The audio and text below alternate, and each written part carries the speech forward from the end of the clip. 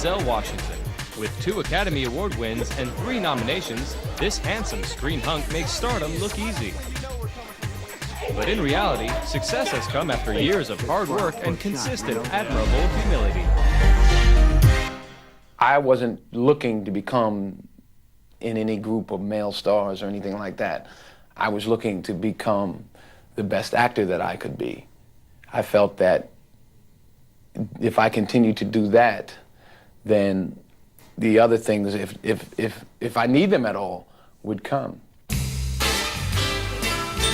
It's no surprise that Denzel is so humble because he comes from a very religious family. His father was a Pentecostal minister, and his name Denzel actually is from his father, who was named after the doctor who delivered him. His mother was a beauty shop owner, and the 2 of them welcomed their second child, Denzel Jr., on December 28, 1954. Denzel Jr., along with his big sister Lori and little brother David, were raised in a racially mixed, quiet, middle-class town, Mount Vernon, New York. They were raised in a very disciplined household. No smoking, no drinking, no swearing. Hanging out in the local boys club and getting a job at age 12 in the barber shop in town, Denzel actually experienced very little racism until he left his hometown. My father grew up in Virginia, about 60 miles from Alexandria, and I can remember going south when I was a kid, especially in the 50s, where we would have to take food with us because there weren't going to be places where we could eat, or we would have to stop and get gas, like in New Jersey, and then take it. You know, my father had to know where he could go to get gas. Not that it really made us nervous or anything, because he didn't seem to make a big deal out of it, so we didn't think it was a big deal. But you just knew that you weren't going to be stopping until we got to the house in Virginia, so it was around.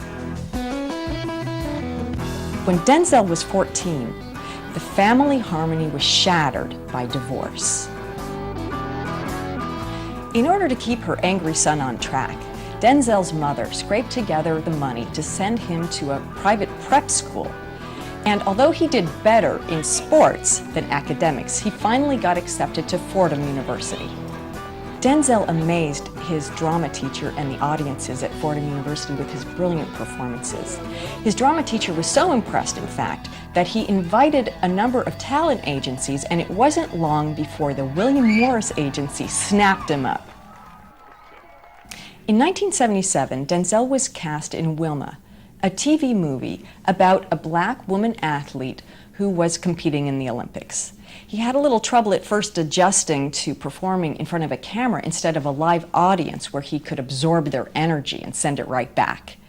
But he was helped by co-star Pauletta Pearson quite a bit. After finishing his TV gig, 25-year-old Denzel was struggling to find work, and he almost gave up, if it weren't for Pauletta Pearson, who came into the picture again and persuaded him to pursue his talents. In a perfect convergence of the civil rights issues in politics and just plain old good timing, Denzel was cast as Malcolm X in the play on Broadway called When the Chickens Come Home to Roost. He wowed the audiences. And then again, shortly after that, he was cast in a play called A Soldier's Play. Little did Denzel know that both of these plays would come back to help him in his movie career. Denzel realized that while being an African American may have limited his roles, he also appreciated the long-term benefits of his uniqueness. Keep fighting, you know. I used to think of it this way, like I have an advantage, because they're not gonna make me an instant star, you know. I have to fight for it, I have to work at it, which means I get better and better and better as time goes along. You leave them alone, you hear me? If you're getting the opportunity to do what you love, then keep working at it, and don't worry about having to be the biggest one or the best one. You know, we're always concerned with, oh, who makes how much, and you know, the A-list or the #1. Or, there's a lot of room. I like the idea of growing as an actor and as a human being. His words came true. All the attention on stage got Denzel a starring role in the comedy Carbon Copy with George Segal. Even though the film was a box office miss, St. Elsewhere producer Bruce Petrol noticed the handsome young African-American. In 1982, the 27-year-old was cast as Dr. Philip Chandler in the popular TV series. Denzel was pleased to play a positive role for the black community, and he was also happy to finally have a regular paycheck. In 1983, Denzel married longtime devoted girlfriend Pauletta Pearson, and 1 year later, they welcomed baby John David into their family. Garnering accolades for his work in St. Elsewhere, movie roles started to trickle in. Denzel remembered some important words from fellow African-American actor Sidney Poitier, who said, "Choose your first roles carefully because the very first ones can either make you or break you." So Denzel chose carefully. 99% of what you read isn't good. So a good one is not hard to choose. It's just hard to find. You know, once you find it, it's easy to make the decision to do it. In 1987, Denzel said yes to playing a military attorney in A Soldier's Story, the movie version of the play he had performed in New York a few years earlier. The film was well received. When we come back, Denzel's breakout talent is recognized by the Academy.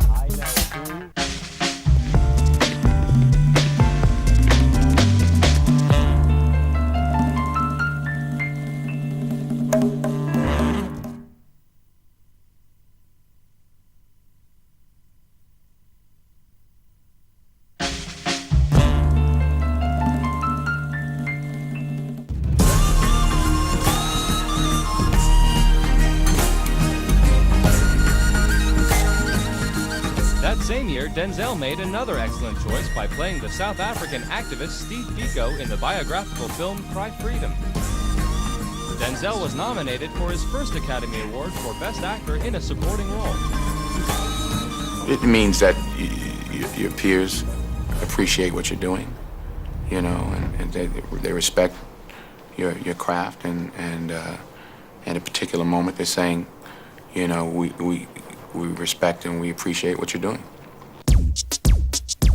Denzel was appreciated in several more films, mastering a number of foreign accents along the way. 1989 was an eventful year for Denzel. His daughter Katia was born, and he was cast in Ed Zwick's masterpiece, Glory, as the runaway slave turned soldier, Trip. In Glory, that character, I felt close to that character. Yeah, I felt like I understood him maybe more than some of the other ones. The movie was a smash hit, and this time, Denzel won the Oscar for Best Supporting Actor. Fresh off his Academy win, Denzel played in 2 Spike Lee movies back-to-back. In Mo Better Blues, the actor was cast as legendary trumpetist Bleak Gilliam, and then, in 1992, Denzel took on the title character in the 3-hour-plus epic Malcolm X. I wouldn't say any part is a part of my life because that suggests that it may be finished, you know, it's never going to get better. So I wouldn't call it a part of my life, and I have prepared for films in different ways, like even Mo Better Blues, I tried to play the trumpet for a long time. In Malcolm X, it really was 11 years of preparation in a sense. In the meantime, Denzel's and Pauletta's number of children doubled. In 1991, Pauletta gave birth to twins, Olivia and Malcolm. The next year, Denzel was nominated for a 3rd Academy Award. He was very relaxed and humble about the nomination. But when the award finally went to Al Pacino for The Scent of a Woman, some naysayers claimed that racism was at work. Denzel did not agree. Al Pacino. He's nominated for 8 Academy Awards. He had never won until the 8th time. Now, I think he's white, Italian, American.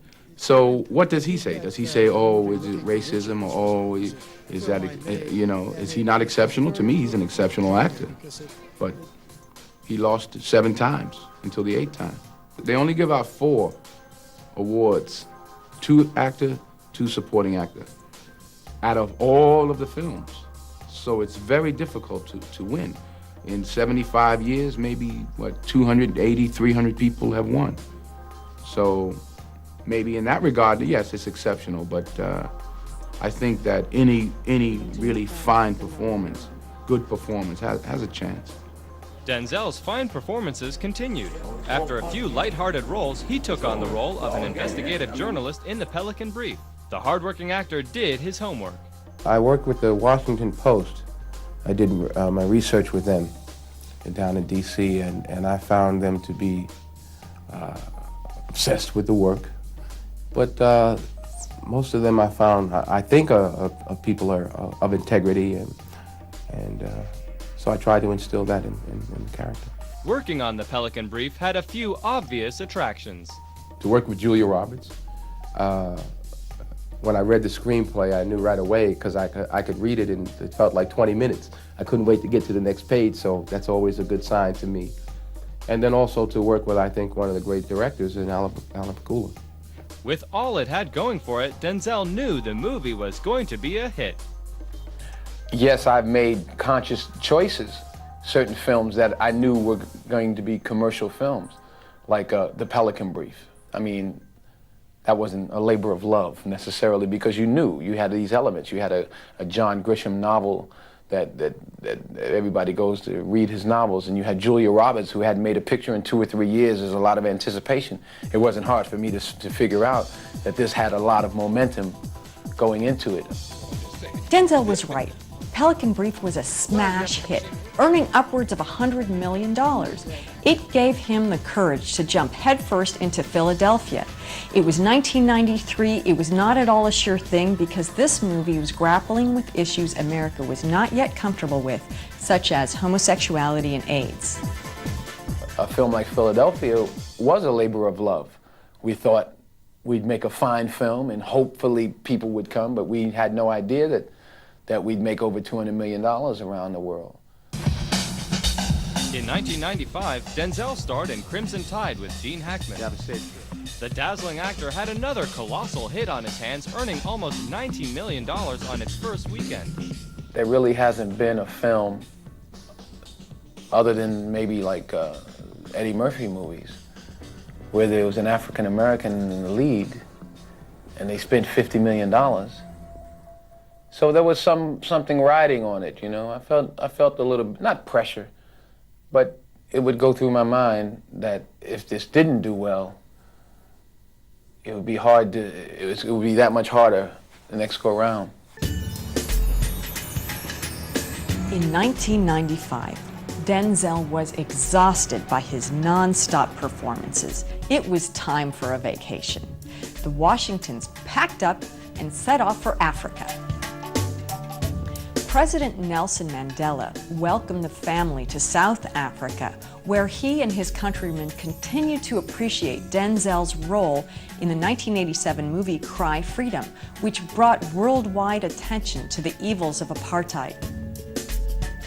At the same time, Denzel and Pauletta renewed their wedding vows in front of the Archbishop of South Africa, Desmond Tutu. The vacation was wonderful for Denzel, but when he returned, he hit the ground running. In the movie Courage Under Fire, the actor stepped into the role of a U.S. Army officer who must investigate the worthiness of a Medal of Honor recipient played by Meg Ryan. He researched the part. Denzel's tremendous capacity to empathize helped him to bring substance and meaning to the role. It became more of a responsibility as I talked to more and more soldiers and realized, wow, they're trusting me with their stories, and they're expecting me to deliver. And it's been a pleasure and a relief to talk to them. We went to a dinner Saturday night, the Patriots dinner, the Medal of Honor Society gives every year. They decided to take the dinner that they have to use it to honor us. They gave me a special award, and they gave the film an award. And every one of them talked about how they loved the film and loved how we are showing a side of them that hasn't been shown, and the fact that they're human and frail and sensitive like everyone else. Denzel liked the fact that the film gave the public a rare and badly needed look inside the heart of the average soldier. Very few films, you know, deal with the emotional issues, of the psychological issues of war. the Rambos say we kill 80,000 of them and none of us die and there's no blood on our side and it doesn't seem to bother anybody. That's not the reality. Man after man, woman after woman that I spoke to who have fought in war, who have killed and who have seen friends killed, talked about how they, not so much how nobody sees them because they weren't looking for attention, but they just seemed to pour it out to me in a way that surprised me because I had that Rambo image of soldiers who were tough and they're never, you know, but they're human beings with children. They're human beings that are still trying to come to terms with killing or having close friends killed. Courage Under Fire was another box office bonanza. After several more hits and a couple of misses at the box office, Denzel found himself starring in another biopic. This time the subject was Reuben Hurricane Carter, a middleweight boxing champion who was falsely imprisoned for a triple murder he did not commit. The Hurricane was Denzel's second round with Soldier Story director Norman Jewison. I don't try to manipulate the audience. I try to be honest. Norman and I worked very hard on the words, on the material, and then of course I work as hard as I can on the character, and then I try to just listen and see what happens within the circumstances of each scene and within the circumstances of the story. The real Reuben Carter was not what Denzel expected. I was amazed. I expected to meet a very angry man, or at least a bitter man. And that's not the man I met at all. I met a very intense man, but a very kind person, a warm, loving person who said that he wouldn't change anything in his life, that everything that has happened to him is made him who he is. Coming up, with another box office triumph in his hands, Denzel is nominated for another Oscar.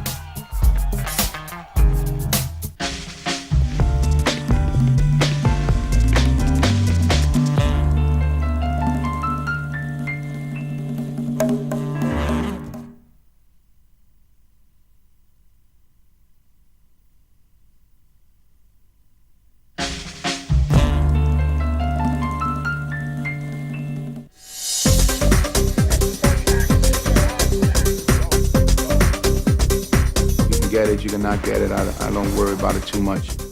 But I have to also think about what it means for other people who are looking at me, you know, especially my people, you know.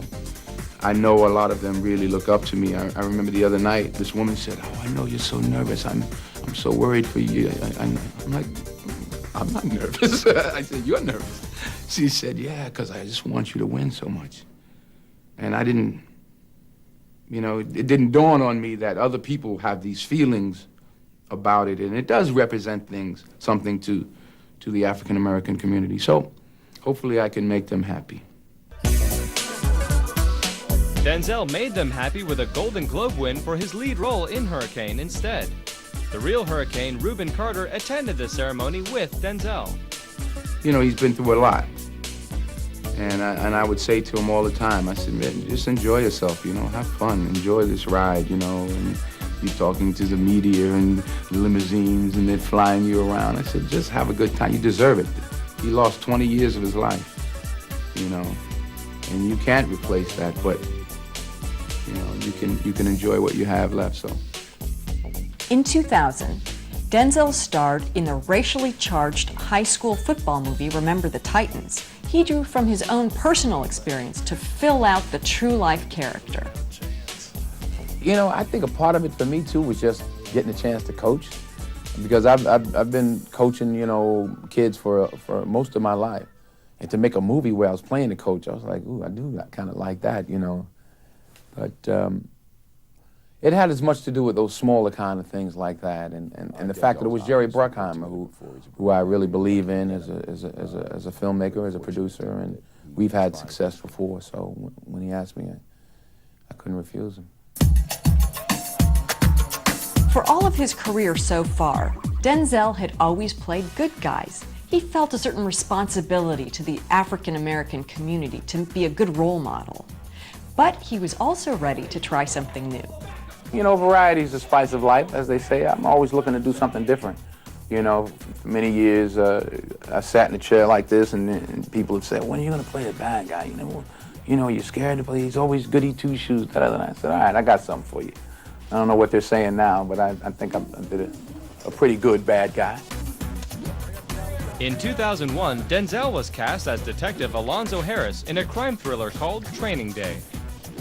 I play an undercover cop who's dealing drugs. He's a murderer, liar, cheats on his wife, and ultimately he's murdered, which is what he should be. So I still think he's a good guy. He just has a twisted point of view.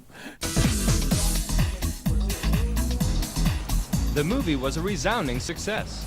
After 1 win for supporting actor and 3 nominations, Denzel won the Academy Award for Best Actor in a Leading Role. It was a major breakthrough for African Americans.